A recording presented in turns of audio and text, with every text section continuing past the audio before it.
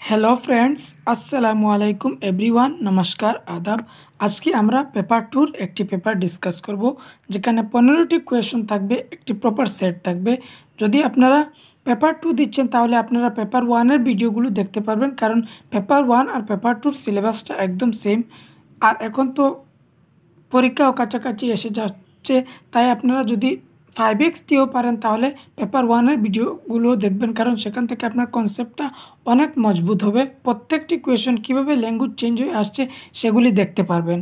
তাই আপনারা প্রিভিয়াস ভিডিওগুলো দেখবেন, আর পেপার টুর প্লেলিস্ট সেটিও দেখতে পারেন। পেপার ওয়ানের আর পেপার টুর ভিডিও দেখবেন।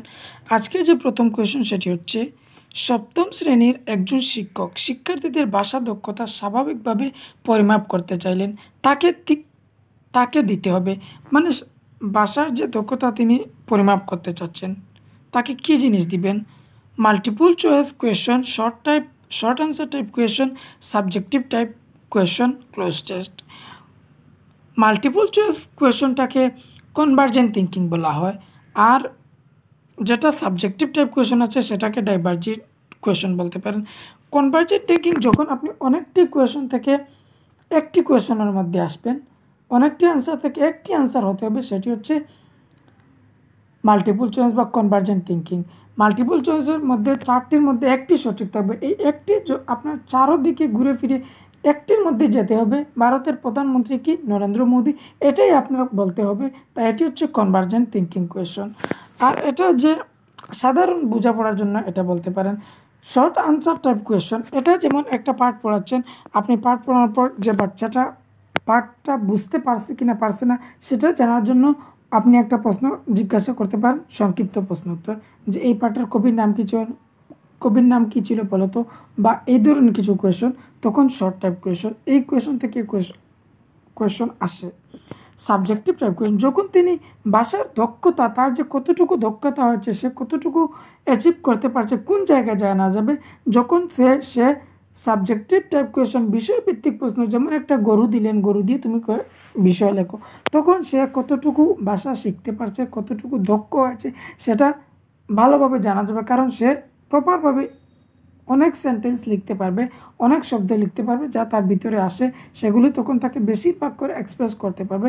তখন সেটি হবে বিষয়ভিত্তিক প্রশ্ন বা সাবজেক্টিভ টাইপ কোয়েশন, তখন তার ভাষার দক্ষতাকে মাপা যাবে। অপশন 3টা হচ্ছে সঠিক। আর ক্লোজ টেস্ট, যখন ফিল ইন দ্য ব্ল্যাঙ্ক দিয়ে কোয়েশন থাকে, যে টিচার কয়েকটি প্র্যাকটিস দিয়েছেন ফিল ইন দ্য ব্ল্যাঙ্ক বলে, তখন সেই আনসারটা থাকে ক্লোজ টেস্ট। এই ক্লোজ টেস্টের উপর অনেক কোয়েশন আসে।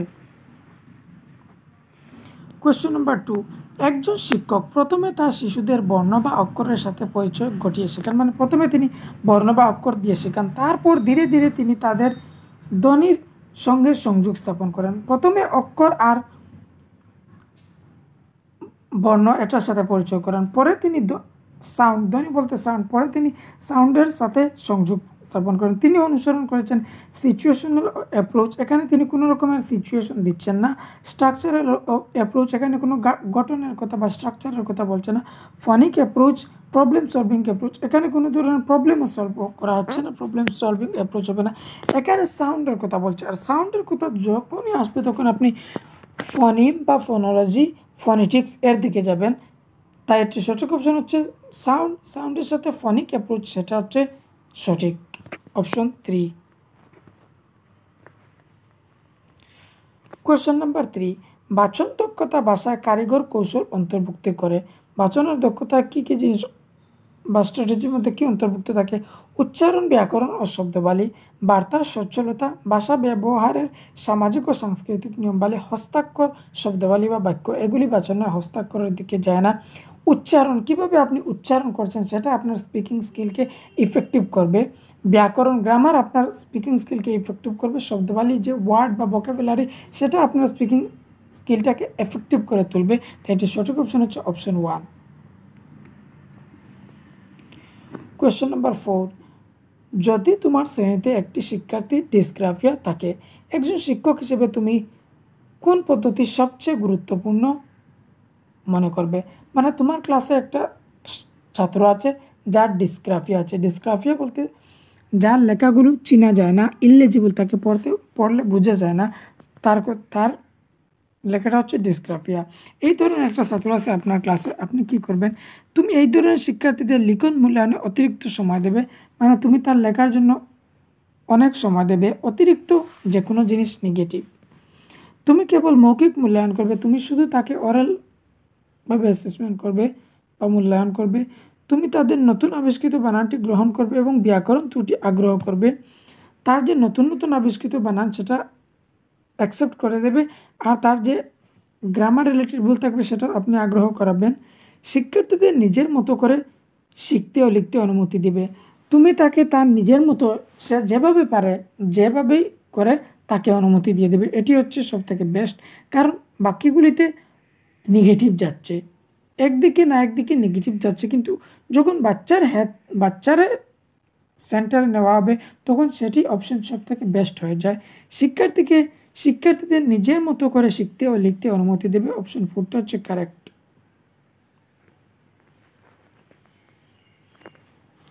কোয়েশ্চেন নাম্বার 5, নিচে কোনটি বিস্তৃতি পঠনের সাথে সম্পর্কিত? বিস্তৃত পঠন বলতে এক্সটেন্সিভ রিডিং, আরেকটি নাম থাকে ব্যাপক পঠন। এগুলি আপনারা বাংলার সাথে ট্রান্সলেট পেয়ে যাবেন, চিন্তা করবেন না।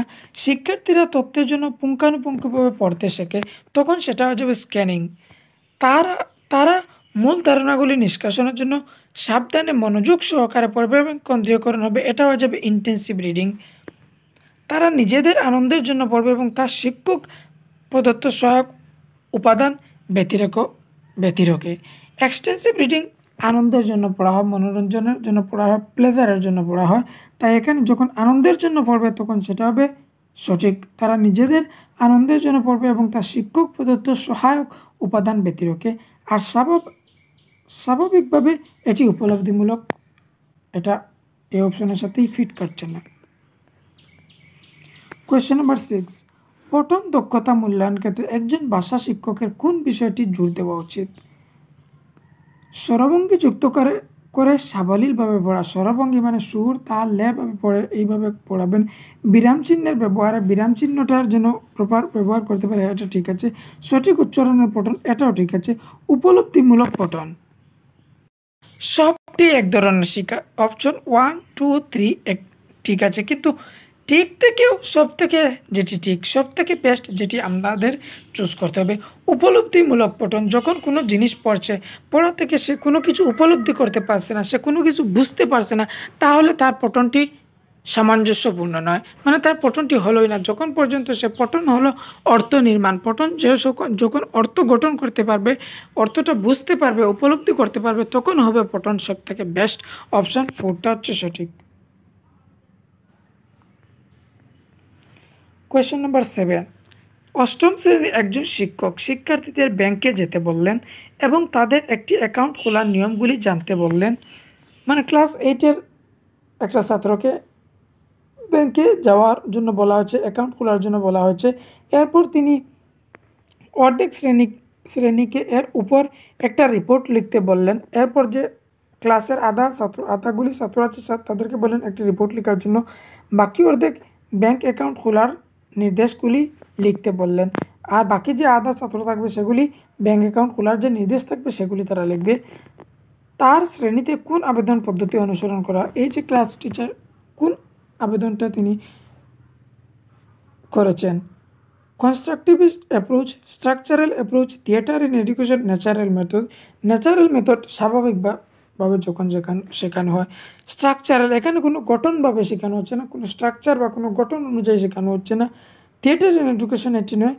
কনস্ট্রাকটিভিস্ট অ্যাপ্রোচ, এই যে কোয়েশনটি পড়েই আমাদের কনস্ট্রাকটিভিস্ট চাইল্ড সেন্টার্ড ক্লাস বা যেখানে অ্যাক্টিভলি ক্লাস করানো হচ্ছে সিচুয়েশন দিয়ে, এইভাবে শুধু কনস্ট্রাকটিভিস্ট অ্যাপ্রোচের মধ্যে ক্লাস করানো হয়। আর কনস্ট্রাকটিভিস্ট অ্যাপ্রোচ ক্লাসটা অনেক ভালো থাকে, যেখানে শিক্ষার্থীর মনের মতো আনন্দের সহিত তারা ক্লাসটি করে। একটু সরসরা বা হয় কনস্ট্রাকটিভিস্ট ক্লাস রুমের মধ্যে। এটির সঠিক অপশন হচ্ছে অপশন 1। কোয়েশ্চেন নাম্বার 8, ষষ্ঠ শ্রেণীর একটি ছাত্র একটি অধ্যায় পাঠ করার সময় কয়েকটি কঠিন ও অচেনা শব্দ বলে এবং এর অর্থ খুঁজে পেতে সমর্থ হলো না। মানে ক্লাস 6-এর একটি ছাত্র, সে কিছু জিনিস পড়ার সময় কোনো একটি ওয়ার্ড এসেছে তার সামনে যে সে বুঝতে পারছে না, তখন সে কী করবে? এটাই কোয়েশনের মতলবটা হচ্ছে এ ধরনের প্রতিটি শব্দের জন্য অভিধান ব্যবহার করবে, প্রত্যেকটা শব্দের জন্য সে ডিকশনারির ইউজ করবে, শিক্ষকের কাছে আবেদন জানাবে, শিক্ষকের কাছে বলবে, শব্দগুলি আগ্রহ করবে এবং পাঠ অব্যাহত রাখবে, শব্দগুলি সে ছেড়ে দিবে আর পাঠ পড়তেই থাকবে। প্রদত্ত প্রসঙ্গ অনুযায়ী অর্থ অনুমান করবে, যে প্রদত্ত প্রসঙ্গ বলতে কনটেক্সট অনুসারে বা প্রিভিয়াস কি বলেছে সেটা অনুসারে সে অনুমান করবে, প্রিভিয়াসের সাথে রিলেট করে সে গ্যাস করবে যে আমি কি পড়েছিলাম। অনেক কোয়েশন আমি বলি যখন, তখন আমার প্রপার এক্সপ্লেনেশন আমার মধ্যে থাকে না, কিন্তু আমি প্রিভিয়াসের সাথে রিলেট করে আমি বলি। আর আপনারাও যখন কোনো কোয়েশন সলভ করবেন, একটি কোয়েশনের সাথে আর একটি কোয়েশন রিলেট করে সলভ করবেন, দেখবেন সেটা সঠিক হয়ে যাবে, যে আমি আগের ওই কোয়েশনে এটি আনসার হয়েছিল, তাহলে এটির মধ্যে এটি হতে পারে। এইভাবে যখন রিলেট করে সলভ করবেন তখন সঠিক হয়ে যাবে। আর যখন যেমন পড়তে আপনি একটি ওয়ার্ড পাচ্ছেন না, অনেক শব্দ আছে যেমন কিছু বোঝা যায় না, কিন্তু কনটেক্সট অনুসারে সেই সন্দর্ভ অনুসারে আপনি প্রসঙ্গ অনুসারে অনুমান করতে পারেন, তখন আপনার হয়ে যাবে। অপশন 4টা হচ্ছে সঠিক। কোয়েশ্চেন নাম্বার 9, সংশোধনমূলক শিক্ষণের উদ্দেশ্য হলো মানে রিমিডিয়াল টিচিংয়ের উদ্দেশ্যটা কি? নির্দিষ্ট কাজের পরে শিক্ষার্থীর মান নির্ণয় করা গ্রেডিং করা এসব হয় না। মান নির্ণয় সামেটিভ অ্যাসেসমেন্টের মধ্যে হতে পারে বা ইভ্যালুয়েশনের মধ্যে। শিক্ষার্থীর আগ্রহ প্রবণতা বর্ধিত করবে না। শ্রেণীতে এতে তাদের আগ্রহ আরও বাড়াতে পারে। শ্রেণীতে সহপাঠীদের সঙ্গে পারস্পরিক সংযোগ সম্পর্কে নিশ্চিত করা, মানে ক্লাসে যে পিয়ার থাকবে তাদের সাথে ইন্টারাকশনটা নিশ্চিত করা হবে। পিছিয়ে পড়া শিক্ষার্থীদের অতিরিক্ত সাহায্য প্রদান করা, যে ছাত্রছাত্রীরা পিছিয়ে পড়েছে, যেগুলো তারা শিখতে পারছে না, তখন আপনি তাদেরকে রিটিচ করাবেন, মানে রিমিডিয়াল টিচিং দেবেন। তখন সংশোধনমূলকের এটাই উদ্দেশ্য থাকবে যে পিছিয়ে পড়া শিক্ষার্থীদের অতিরিক্ত সাহায্য প্রদান করা। অপশন 4টা হচ্ছে সঠিক।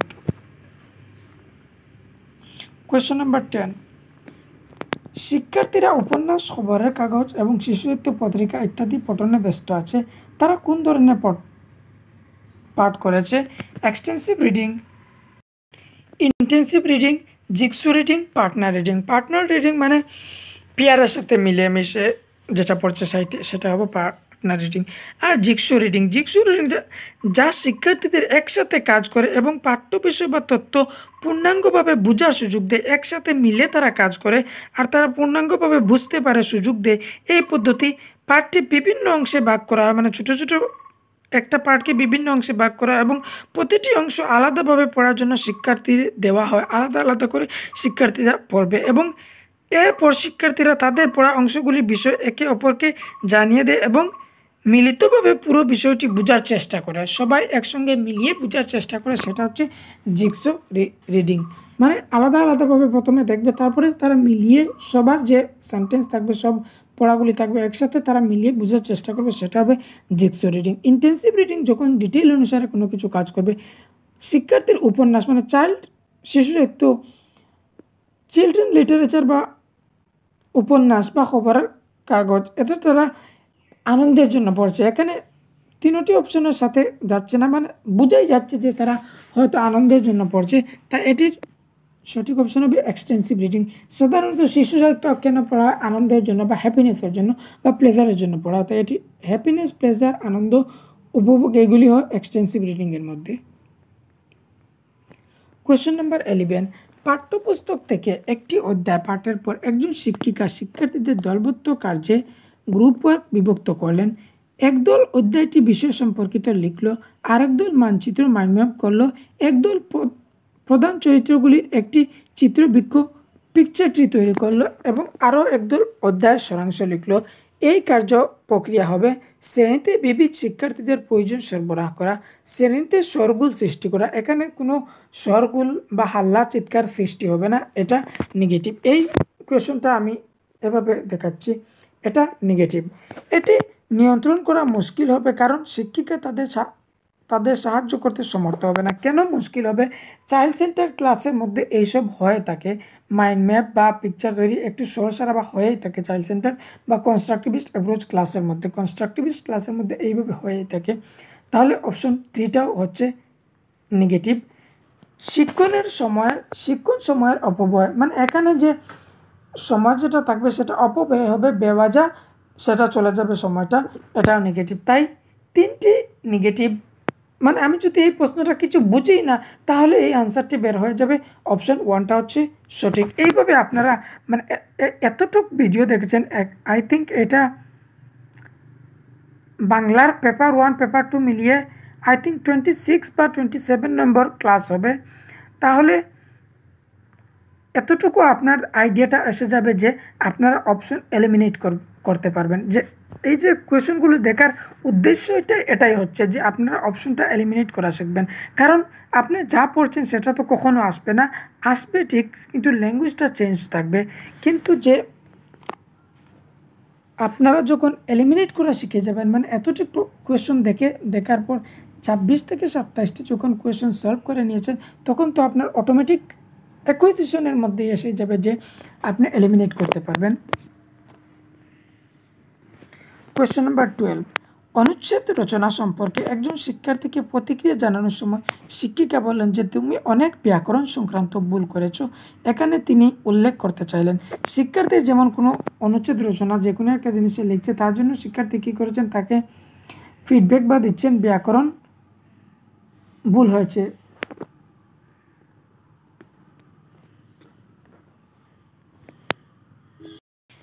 ব্যাকরণ সংক্রান্ত ভুল করেছে, এখানে তিনি কি উল্লেখ করতে চাইলেন? এই যে ব্যাকরণ ভুল করা, তিনি কি উল্লেখ করতে চেয়েছেন? শিক্ষার্থী দ্বারা ব্যবহৃত বেমানান শব্দগুলি সম্পর্কে। বেমানান আই থিঙ্ক এখানে অন্য কিছু হবে, মানে ট্রান্সলেটের কিছু একটা ভুল আছে, আর এটা উত্তর হবেও না।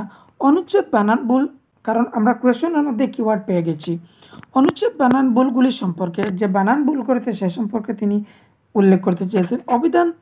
অবিধানিক ত্রুটি সম্পর্কে, সেটাও নয়। বাক্য গঠনগত ত্রুটি সম্পর্কে। ব্যাকরণ মানে গ্রামার যখন স্ট্রাকচারের কথা আসবে তখন গ্রামার আসবে। বাক্য গঠন বলতে স্ট্রাকচার, এই স্ট্রাকচার আর ব্যাকরণ, স্ট্রাকচারাল অ্যাপ্রোচের মধ্যে ব্যাকরণটা অনেক ইম্পর্টেন্ট। সাবজেক্ট বা অবজেক্ট কোন দিকে আপনি কোথায় ভুল করেছেন সেটা দেখা লাগে। তাহলে বাক্য গঠন, এখানে তো একটি কিওয়ার্ড দিয়ে দিয়েছে, প্রত্যেকটি কোয়েশনের মধ্যে কিছু না কিছু একটা কিওয়ার্ড থাকে, যে কোয়েশনটা একটু ক্রিটিক্যাল থাকে, একটি কিওয়ার্ড বার করতে পারলে আপনি কোয়েশনটা সলভ করতে পারবেন। ব্যাকরণগত সংক্রান্ত ভুল মানে বাক্য গঠন কোথায়, স্ট্রাকচারাল অ্যাপ্রোচে বা স্ট্রাকচারের দিকে, তাই এটা সঠিক কোয়েশন হচ্ছে অপশন 4, বাক্য গঠনগত ত্রুটি সম্পর্কে। কোয়েশ্চন নাম্বার 13, হেয়ালি, দাদা, শব্দজট ইত্যাদি পাঠ্যপুস্তকগুলিতে অন্তর্ভুক্ত করা হয়। হেয়ালি মানে কোনো রিডেল বা কোনো পাজেল যে সলভ করা হয় সেটা। দাদা বলতে আপনারা দেখবেন ফেসবুকে যে কত ধরনের দাদা থাকে, একটি সুইমারের আর এদিকে যার এদিকে কত ধরনের দাদা থাকে, আনসার বোঝা যায় এক কিন্তু হয়ে যায় আর এক, মানে অনেক ধরনের দাদা তাকে ফেসবুকের মধ্যে দেখতে পাবেন। শব্দজট বা শব্দজাল ইত্যাদি পাঠ্যপুস্তকগুলিতে অন্তর্ভুক্ত করা। এই যে এইগুলি কেন পাঠ্যপুস্তকের মধ্যে অন্তর্ভুক্ত করা, যেমন আমরা এইভাবে অনেক দাদা থাকবে, যেমন 4টি পা আছে একটি জিনিসের, তার একটি 2টি কান আছে, সেটা গরু, এভাবে বুকের মধ্যে আরও অনেক ধরনের। বা ইবিএস যখন পড়বেন দেখবেন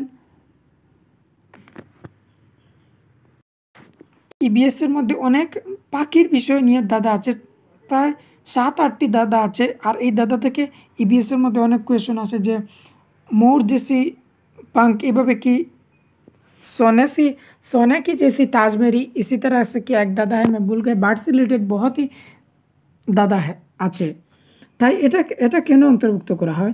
শিক্ষার্থীদের সৃজনমূলক এবং সমালোচনামূলক অভিব্যক্তির বিকাশ সাধনে শিক্ষার্থীদের সক্রিয় সংযোগকারী রূপে তৈরি করতে পারেন, তাদের অ্যাক্টিভভাবে রূপে তৈরি করতে চান, পাঠ্যপুস্তক আগ্রহ সৃষ্টি করতে, পাঠ্যপুস্তক বইয়ের সাথে ইন্টারেস্ট জাগানোর জন্য, শ্রেণীকক্ষে পরিবেশ সজীব এবং বন্ধুত্বপূর্ণ করে তুলতে, মানে ক্লাসটাকে আপনি ফ্রেন্ডলি তোলার জন্য এই যে দাদা বা হেয়ালি রিডেল এগুলি দেওয়া হয়, যাতে তারা ক্রিয়েটিভ হয়, তাদের যে থিঙ্কিং লেভেলটা আছে তারা থিঙ্কিং করতে পারে, তারা ইমাজিনেশনের পাওয়ারটা ডেভেলপড হয়, তারা ইমাজিনেশন করতে পারে।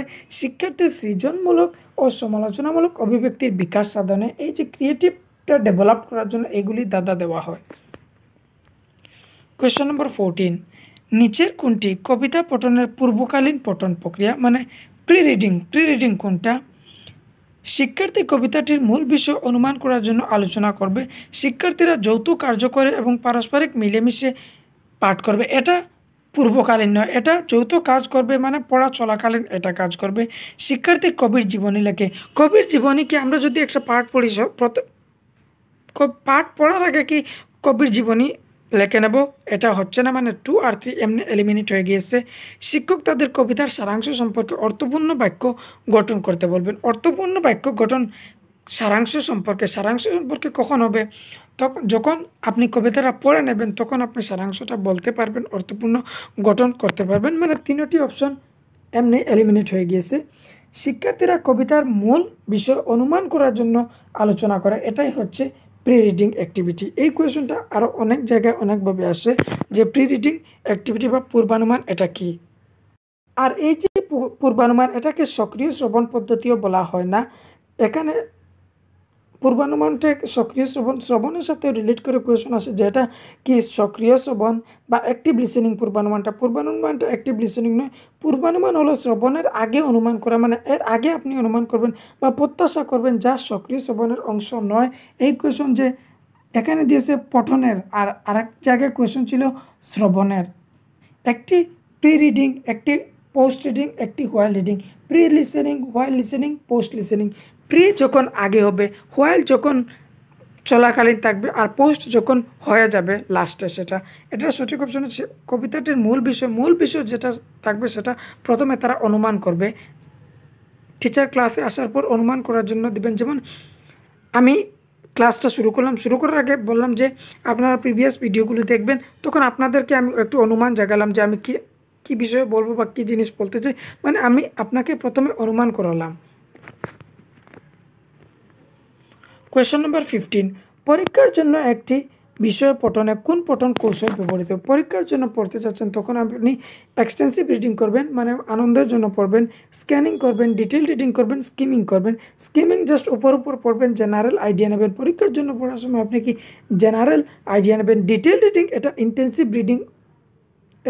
ইন্টেন্সিভ রিডিং যখন আমরা করি, তখন আমরা ডিটেল রিডিং পড়ি। এই কোয়েশন মানে এমসিকিউটাকে ফাঁসানোর জন্য দিয়েছে, আপনাকে বেড়া লাগানোর জন্য। মানে এখানে ইন্টেন্সিভ রিডিং করলে আবার ঠিক হয়ে যেত। এটা আরও 2-3বারও আছে, আমি দেখছি ডিটেল রিডিং, কারণ এখানে ইন্টেন্সিভ রিডিং হওয়ার জায়গায় ডিটেল রিডিং দিয়েছে। যদি এখানে ইন্টেন্সিভ রিডিং হতো, তাহলে এই অ্যান্সারও সত্যি হয়ে যেত। পরীক্ষার জন্য যখন আপনি পড়বেন, ইন্টেন্সিভ রিডিংও পড়তে পারেন আর স্ক্যানিংও করতে পারেন। অপশন 2টা হচ্ছে সঠিক। কারণ যদি আগের ভিডিওগুলো দেখেন, সেখানে দেখবেন পরীক্ষার জন্য আরেকটি কোয়েশনের মধ্যে ইন্টেন্সিভ রিডিং আনসার ছিল, আর এখানে ইন্টেন্সিভ রিডিং নেই। ইন্টেন্সিভ রিডিংয়ের সাথে জড়িতই হচ্ছে স্ক্যানিং, তাই সঠিক অপশন হচ্ছে অপশন 2। এখানে আমাদের একটি সেট কমপ্লিট হলো। আপনারা ক্লাসটা কেমন লেগেছে অবশ্যই কমেন্টের মধ্যে জানাবেন, কারণ আমার ভালো লাগবে আপনার জানানোটা, আমার পড়ানোটা কেমন হচ্ছে, আমি পড়াতে পারছি কি না পারছি না, আমি নিজেকে স্যাটিসফাই করতে পারবো, বা আমাকে চেষ্টা করার, আরও যদি ভুল থাকে তাহলে আমি আরও চেষ্টা করব ভালো করে ক্লাসটা দেবার। তাই আপনার কমেন্টের মধ্যে আপনার মতামতটা জানাবেন। ভিডিওটি দেখার জন্য অনেক ধন্যবাদ। ভিডিওটি শেয়ার করতে ভুলবেন না, যদি গ্রুপস থাকে তাহলে ভিডিওটি শেয়ার করবেন, আর চ্যানেলটি সাবস্ক্রাইব করতে পারেন, আর ভিডিওটি লাইক করতে পারেন। যদি ভালো লাগে তাহলে লাইক করবেন।